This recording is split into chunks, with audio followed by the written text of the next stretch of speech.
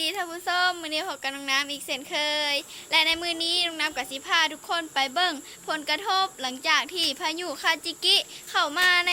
ประเทศลาวเนาะว่าจะเป็นอะไรแต่ก่อนสิไปหับส้มอย่าลืมกดไลค์กดแชร์แล้วก็กดซับสไครต์เพื่อเป็นกำลังใจให้น้องน้ำได้สั่งสารผลงานใหม่ออกมาเนาะข้าซานเท่ากับไปเบิ่งกันเลยอันดับแรกเรากับสิพาทุกคนไปเบิ่งน้ำเซก่อนเนาะว่าจะขึ้นหลายส่ำใดหลังจากที่พายุคาจิกิได้เคลื่อนตัวเข้ามาในสปป.ลาวเนาะมื้อนี้กลับไปกับน้องทรายเด้อทุกคนเอาแล้วเรามาขึ้นแล้วจิอันนี้ขึ้นก็ทุกคนโมแม่นี่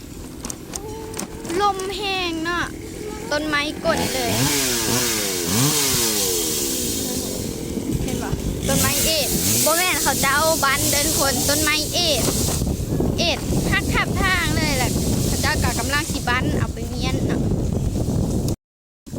ทุกคนตอนนี้กลับมาฮอตนะน้ำหก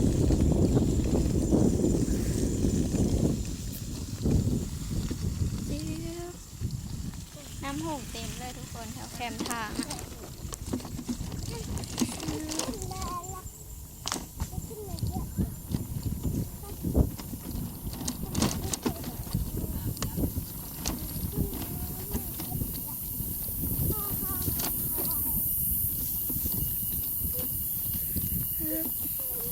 เดี๋ยวงามจอดเงือก่อนเด้อ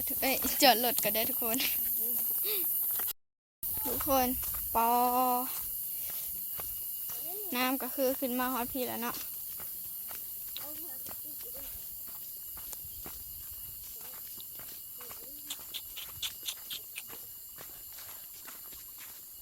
โอ้โหไม่จระเข้เลยปอทุกคนน้ำก็คือเข้ามาฮอตพีแล้วเนาะก็ถือว่าขึ้นไหวแห้งเนาะทุกคนฝนตกบ่อยฝนตกก็คือฝนตกหนักลมก็แห้งอีกทุกคนกับพายุอะไรเนาะพายุอย่างเกาะพายุอาชิกิพายุอาชิกิอ๋อ พายุเข้าเนาะเดี๋ยวจะถ่ายทุกคนเบิ่งนะนี่ปอน้ำปานน้ำของทุกคนน้ำไหลแห้งอีกมื้อวานนี้แม่นน้ำยังบ่ทันได้ขึ้นมาหลายป่านนี้เลยได้ท่านผู้ชมก็คือตกมามื้อนี้พาน้ำขึ้นบักหลายๆเลยขึ้นไวแห้งหลังจากที่ชาวบ้านได้ฮู้ว่าน้ำขึ้นหลายแบบนี้พวกเพิ่นก็สิพากันลงไปดำเอาเรือดำเอาใดแล้วเพราะว่าถ้าเฮาปะไว้เฮาบ่ลงไปดำเอาก็สิเฮ็ดให้น้ำพัดพาไปเลยเนาะไปทุกคนเดี๋ยวเฮาไปเบิ่งอีกสถานที่นึงเนาะทางยาเขาก็ลุยว้ายเปียกไปเลยว้าวบรรยากาศงามแฮงตอนนี้แดดออกแล้วทุกคน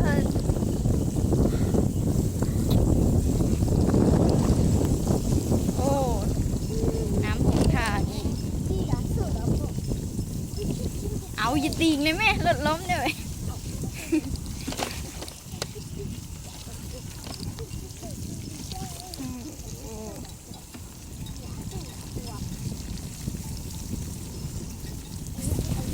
ตอนนี้ก็ใกล้สิฮอดแล้วเด้อทุกคนเดี๋ยวเราเบิ่งกันว่าน้ำได้ขึ้นมาท่วมหน้าของชาวบ้านหรือยังเนาะ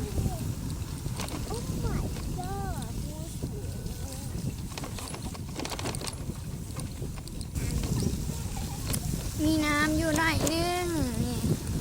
แต่การน้ำบ่ได้หลายเด้อทุกคนสำนั้นน้อยเดียว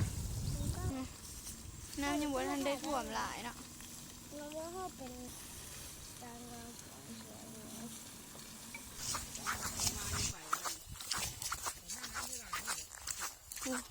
ข้างในพวกกับมีเนาะน้ำอันนี้ก็คือไหลมาแต่บ่อนพุ่นเลยเด้อทุกคน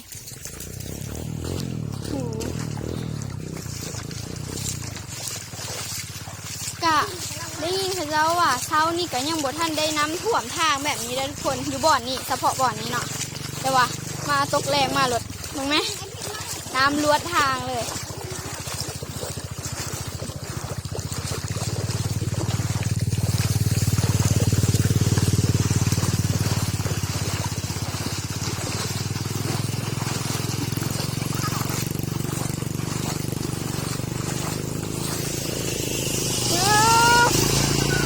โอ้โหเปียกมันเลย และนี่ก็แม่นผลกระทบของพายุคาซิกิที่เข้ามาในเมืองมหาไซหรือว่าเมืองยมราชนั่นเองเนาะทุกคนกะนี่แหละทุกคนเห็นไห่น้ำท่วมเบิ่งจากระดับน้ำแล้วมืออื่นนี่ลดน้อยน่าจะไปมาบ่ได้แล้วเนาะเพราะว่าระดับน้ำก็ขึ้นไวเติบพอสมควรทุกคนเป็นจังใดทุกคนถ้าใครเบิ่งมาฮอนนี่ก็อย่าลืมกดไลค์กดแชร์แล้วก็กดซับสไครต์เพื่อเป็นกำลังใจให้น้องน้ำได้สร้างข่าวเป็นงานออกมาเนาะบ๊ายบายแล้วพบกันใหม่คลิปหน้าเด้อทุกคน